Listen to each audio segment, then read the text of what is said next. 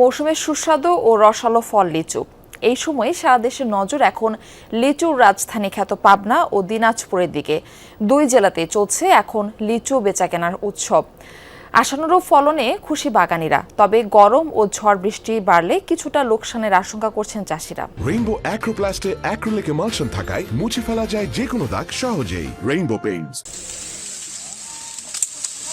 থোকায় থোকায় ঝুলছে লিচু, আশানুরূপ ফলনে হাসি ফুটেছে বাগানীদের। পাবনার লিচুর সুনাম দেশ জুড়ে।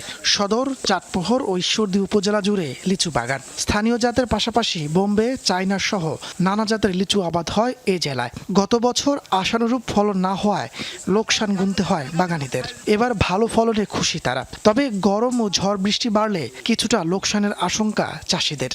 ধরেছিলাম এই গাছে আমাদের লিচু হবে 5,000 বা 10,000, ওখানে তার চেয়ে আমরা দ্বিগুণ পরিমাণ ফলন পাইছি, 10,000 15,000 এইভাবে ফলন পাইছি। 24 সাল 25 সালে আমি বাইরে দুবাইতে এক্সপোর্ট করছি এবং এবছরও আমার কথা হচ্ছে তারা যদি ওই দিক থেকে আমাদের সাড়া দেয় তাহলে আমরা আবার তাদের সাথে যোগাযোগ করে আবার রপ্তানি করব।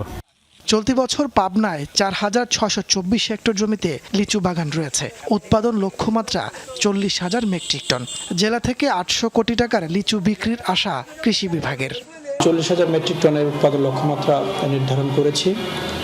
তো আশা করছি এবছর প্রায় 800 কোটি টাকার লিচু এই পাবনা জেলায় বেচা বিক্রি হবে। এখন পর্যন্ত লিচুর যে দাম, যদি এই দামটা অব্যাহত থাকে, কৃষকরা এখান থেকে লাভবান হবে। দিনাজপুরের লিচু এখন বাজারে। জিআই স্বীকৃতি পাওয়া জেলার লিচু কিনতে নিউ মার্কেট এলাকায় ভিড় করছেন ক্রেতারা। 100 চায়না 3 জাতের লিচু 1000 থেকে 1400 টাকা, মাদ্রাজি ও বোম্বে 250 থেকে 350 টাকা এবং বেদানা জাতের লিচু বিক্রি হচ্ছে 500 থেকে 700 টাকায়। 600 নিচে কোনো বেদানা লিচু নাই।